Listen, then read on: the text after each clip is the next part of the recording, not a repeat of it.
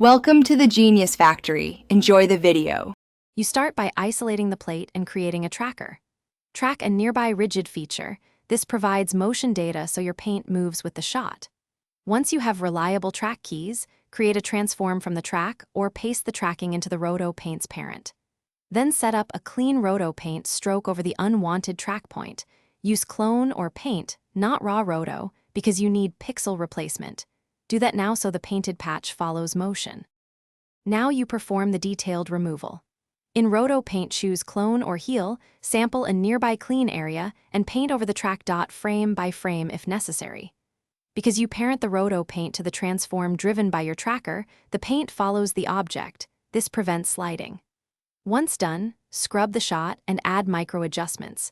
Use multiple small strokes, tweak brush softness and opacity, and add temporal blur if the patch looks too static. Finish by merging the Roto Paint result back into your comp and checking at full resolution.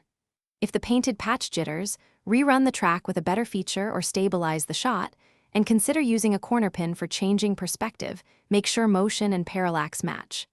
Once satisfied, render a short test clip. If color or edges stand out, adjust blend modes, add slight grain, and match temporal blur.